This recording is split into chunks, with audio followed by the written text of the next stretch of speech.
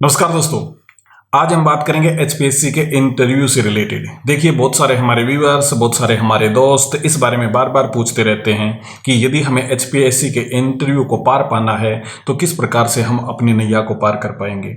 तो मैंने सोचा कि इसके ऊपर एक कंप्लीट वीडियो बना देते हैं और समझा देते हैं कि एचपीएससी के इंटरव्यू में क्या होता है और आप किस प्रकार से उसकी तैयारी कर सकते हैं, कौन सी बुक आपको पढ़नी चाहिए, कहाँ से आपको इसके बारे में देखना चाहिए और आपने अपना माइंड मैप किस प्रकार से करना है एचपीएससी के इंटरव्यू से रिलेटेड। मैं यहाँ पे पर्टिकुलरली जो बात कर रहा हूँ वो कर रहा हूँ एचपीएससी असिस्टेंट प्रोफेसर के इंटरव्यू से रिलेटेड।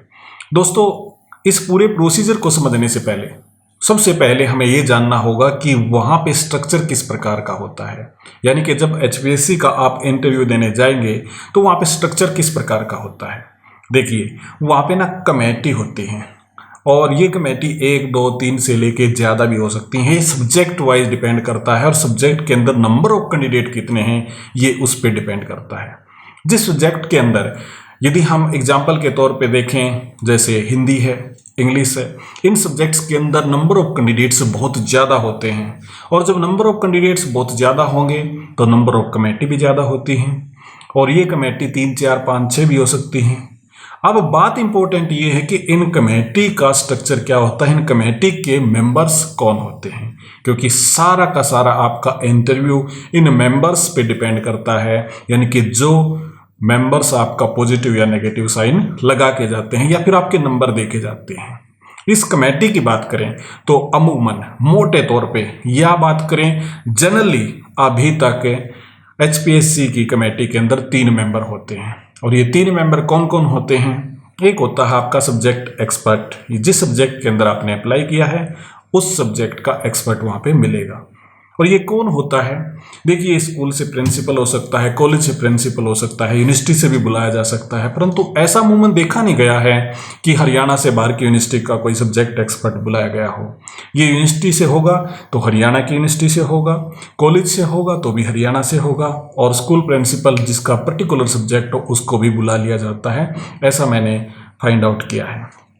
अब बात करते हैं कि ये सब्जेक्ट एक्सपर्ट के अलावा दूसरा कौन होता है। दूसरा कैंडिडेट होता है जिसको हम साइकोलॉजिस्ट कहते हैं या फिर इसे हम ऐसे कह सकते हैं कि जो आपका जनरली कॉन्फिडेंस देखता है, जिसको हम एजुकेनिस्ट भी कह सकते हैं।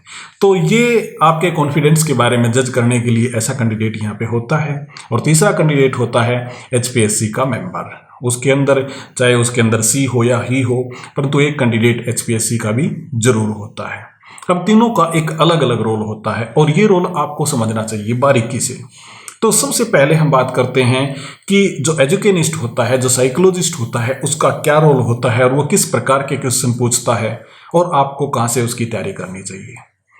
जनरल तौर से जो एजुकेनिस्ट होता है वो आपसे एक चीज पूछेगा कि आपका कॉन्फिडेंस कैसा है, उससे रिलेटेड क्वेश्चन। और दूसरी चीज वो ये देखेगा कि आप किस विचारधारा में हैं, यानी कि जब आप जवाब देते हैं तो पक्षपात तो नहीं करते या किसी पॉलिटिकल पार्टी को फेवर तो नहीं करते, या फिर आप सिचुएशन को सोल्व करने में किस प्रकार का दिमाग लगाते हैं, आपका जो एटीट्यूड है वो नेगेटिव तो नहीं है। तो ये चीजें इंपॉर्टेंट हैं। तो आपका एजुकेनिस्ट जो क्वेश्चन पूछता है और उस नैया से पार पाने के लिए आपको सबसे पहले और सबसे इंपॉर्टेंट चीज जो आपको रखनी होगी वो रखनी होगी एटीट्यूड को। यानी आपको अपना एटीट्यूड हमेशा पॉजिटिव रखना है, नेगेटिव एटीट्यूड के साथ मत चलिएगा। आपसे कोई सिचुएशन पूछी कि तालाब में बच्चा डूब रहा है, आप क्या करेंगे? आप उठ पटांग जवाब देने लग जाएं कि मेरा क्या मतलब है, मैं तो दूसरे काम में लगा हुआ हूं, डूब जाए तो डूब जाए। ये इररिस्पॉन्सिबल आंसर होते हैं, इनसे आपको बचना होगा। तो आपका एटीट्यूड हमेशा ही पॉजिटिव यहाँ पे रहना चाहिए। इसके साथ में एजुकेनिस्ट का एक और रोल होता है जो आपका एटीट्यूड तो देखता ही है, परंतु इसके साथ में कुछ चीजें और महत्वपूर्ण होती हैं जिन पे वो ध्यान रखता है। जैसे आपके एटिकेट्स कैसे हैं, मतलब किस प्रकार से आप बैठते हैं, किस प्रकार से आप विश करते हैं, किस प्रकार से आपका चाल चलन है। कहने का मतलब सिंपल सा ये है। हालांकि इस चाल चलन को हम दूसरे ढंग से भी ले लेते हैं, मतलब दूसरे सेंस में देख लेते हैं, जबकि यहाँ पे सिंपल समझाने के लिए ये है कि आप जिस रूम के अंदर इंटरव्यू चल रहा है वहाँ पे किस ढंग से आप आए, कैसे आपने विश किया, आपके बैठने का तरीका, आपके बोलने का तरीका, आपके रिस्पॉन्ड करने का तरीका, वो सारी चीज़ें, और इसके साथ में आपका ड्रेस सेंस, ये सारी चीज़ें वही एजुकेनिस्ट या साइकोलॉजिस्ट नोट करता है। तो आपकी ड्रेस हमेशा सिंपल और सोबर होनी चाहिए, भड़काऊ ड्रेस का प्रयोग ना करें। और हमारे पूर्वज हमेशा कहते भी थे कि जैसा देश वैसा भेष, तो हमें अपनी वेशभूषा सिंपल और सोबर रखनी चाहिए जो ऑफिशियल ड्रेस होती है। इसके साथ में आपको सेंस ऑफ ह्यूमर के बारे में भी ध्यान रखना है कि वो भी आपका पॉजिटिव रहे। तो साइकोलॉजिस्ट का या फिर कहें मैं एजुकेनिस्ट का यही काम होता है। उसके बाद में दूसरा रोल जो होता है वो होता है एचपीएससी के मेंबर का। अब एचपीएससी का मेंबर आपसे क्या पूछता है? एचपीएससी का मेंबर आपसे पूछता है जनरल सी चीज़ें। और वो जनरल सी चीज़ें कौन सी होती हैं?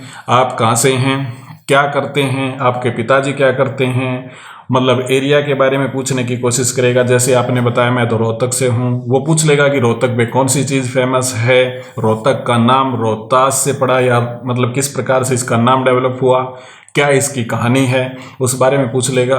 कहीं एक आध व्यक्ति जिनको वो जानता होगा उसके बारे में पूछ लेगा, जैसे छोटू राम के बारे में क्या आपने सुना है, और मतलब इस प्रकार की चीज़ें पूछते हैं। जनरली वो ऐसे क्वेश्चन लेके आते हैं जिससे आप थोड़ा सा फेमिलियर हो जाएं, और वो ये कनेक्ट करने की कोशिश करते हैं कि आप जनरल चीज़ों पे फोकस करें और इंटरव्यू को एक सामान्य तौर पे लेके चलें। परंतु इसके साथ में जो इम्पोर्टेंट सेक्शन होता है वो होता है एचपीएससी के मेंबर का वो न्यूज सेक्शन के बारे में, यानी करंट सिचुएशन के बारे में जो क्वेश्चन पूछे जाते हैं वो एचपीएससी का मेंबर पूछता है। इसके लिए आपको मैं हमेशा कहूँगा कि 2-3 दिन के न्यूज़पेपर पे पूरा फोकस रखिएगा। मान के चलो कहीं पे एक्सीडेंट हो जाता है, जैसे रेल एक्सीडेंट की बात है, और वो पहले दिन हुआ और नेक्स्ट डे ही आपका इंटरव्यू है, और वहाँ पे इंटरव्यूअर ने मतलब एचपीएससी के मेंबर ने आपसे वो क्वेश्चन पूछ लिया और आपने उसको देखा ही नहीं, तो आपका नेगेटिव चला जाएगा इंटरव्यू। तो इसके लिए ज़रूरी क्या है कि 2-3 दिन की जो घटनाएं घटी हैं उनको आप चाहे न्यूज़पेपर से देखें, टीवी से देखें, उसके बारे में थोड़ा अपडेट रहें। इसके बारे में ये भी नहीं कि 6 महीने तक का जो करंट अफेयर है आप उसे बहुत ज़्यादा पढ़ें, मतलब उसे फोकस करें, ऐसा यहाँ पे नहीं है। जबकि ये है कि जो बिल्कुल करंट के अंदर सिचुएशन चल रही होती हैं उसके बारे में वो चीज़ें पूछ ली जाती हैं और उसको एचपीएससी का मेंबर पूछता है। तो आपको ये याद रखना है कि 2-3 दिन का करंट मटेरियल आप जरूर स्टडी करें। यहाँ पे आपको एक और चीज़ ध्यान रखनी है, यानी मेंबर आपसे गवर्नमेंट पॉलिसीज के बारे में भी पूछ सकता है, यानी कि सेंटर की जो गवर्नमेंट पॉलिसी है, हरियाणा की जो गवर्नमेंट पॉलिसी है उसके बारे में पूछ सकता है। और ये पूछ सकता है कि ये कब शुरू हुई, किसने शुरू की। तो मेरा सुझाव आपके लिए ये है कि जो करंट में गवर्नमेंट है उसकी गवर्नमेंट पॉलिसीज, पर्टिकुलरली जो समाज को, सोसाइटी को जिस प्रकार से कनेक्ट करके चलती हैं, जोड़ के चलती हैं, या समाज के भले के लिए जो पॉलिसी हैं उनकी आप स्टडी जरूर कर लें। और एटलीस्ट यदि आप पूर्णतः स्टडी नहीं कर पाते हैं तो भी उसके बारे में ये देख लें कि ये कब शुरू हुई थी, इसका मेन उद्देश्य क्या है, यानी कि पर्पज क्या है, किस लिए पॉलिसी शुरू की गई थी, तो उसके बारे में ज़रूर देख लें। और हमेशा इस बात का ध्यान रखें कि गवर्नमेंट पॉलिसी को क्रिटिसाइज ना करें, क्योंकि जहां आप बैठे हैं वहां पे वो गवर्नमेंट के नुमाइंदे हैं, यानी कि करंट में जो गवर्नमेंट चल रही है उसको रिप्रेजेंट कर रहे हैं। और आप यदि गवर्नमेंट की बुराई करेंगे तो उनको चुभ सकती है बात और आपका सारा इंटरव्यू नेगेटिव जा सकता है, यानी कि आपकी सिलेक्शन खटाई में पड़ सकती है। तो आप गवर्नमेंट पॉलिसी को क्रिटिसाइज ना करें, अपने व्यूज ना दें, जबकि आपको क्या करना है उसके बारे में, उस पॉलिसी के बारे में बताएं कि ये पॉलिसी इस कार्य से रिलेटेड है और इस पॉलिसी से इन लोगों का भला होगा और ये इस सन में शुरू हुई थी और फिलहाल इसका स्टेटस ये है। आपको इतनी ही बात बतानी होती है। तो गवर्नमेंट पॉलिसीज के बारे में भी आप स्टडी जरूर करें और नेगेटिव उसके बारे में ना बोलें। उसके बाद में चलते हैं लास्ट बट नॉट लीस्ट, बहुत इंपॉर्टेंट, सबसे ज़्यादा आपका जो आपके अंदर जो डेप्थ है, आपके सब्जेक्ट की जो नॉलेज है, उसको सब्जेक्ट एक्सपर्ट देखता है।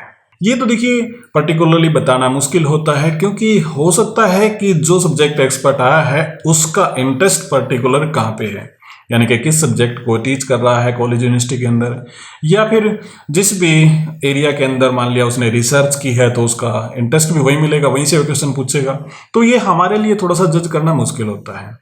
परंतु कई बार ऐसा होता है कि जो सब्जेक्ट एक्सपर्ट होता है वो हमारे लिए मौका छोड़ देता है। वो मौका आपके लिए किस प्रकार से हो सकता है कि जैसे मान के चलो कि मेंबर ने, जो भी आपका सब्जेक्ट एक्सपर्ट है, उसने आपसे क्वेश्चन पूछ लिया कि प्लेटूज के बारे में बताइए, यानी कि पठार के बारे में बताइए।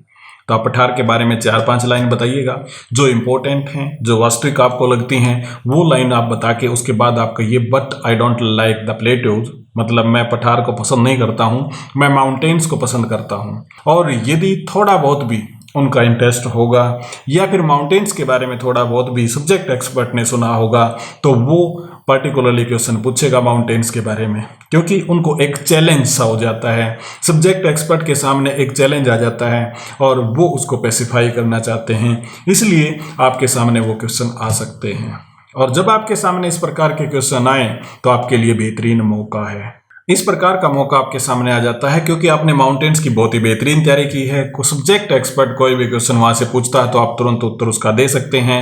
तो इस प्रकार से आप विचारधारा को थोड़ा सा मोड़ सकते हैं, यानी कि सब्जेक्ट एक्सपर्ट को आप थोड़ा सा मोड़ सकते हैं अपने इंटरेस्ट की तरफ। तो ये संभावनाएं यहाँ पे बनी रहती हैं, तो इन बातों का आपको ध्यान रखना जरूरी है। इसके साथ में एक चीज और मैं आपको बताना चाहता हूँ कि जितने भी आपसे क्वेश्चन पूछे जाएंगे वो कंसेप्चुअल पूछे जाएंगे, यानी फैक्ट के क्वेश्चन बहुत ही कम होते हैं, परंतु फैक्ट का क्वेश्चन भी पूछ लिया जाता है। और जो फैक्ट का क्वेश्चन पूछ लिया जाता है तो आपको या तो आप यस में आंसर दे दें या नो में आंसर दे दें। आपको पता है तो बता दें, नहीं पता है तो सॉरी कह सकते हैं। कई बार ऐसा हो जाता है कि जैसे एक मेरे दोस्त का एग्जाम्पल मैं देता हूं, उनसे क्वेश्चन पूछ लिया हिस्ट्री के इंटरव्यू में।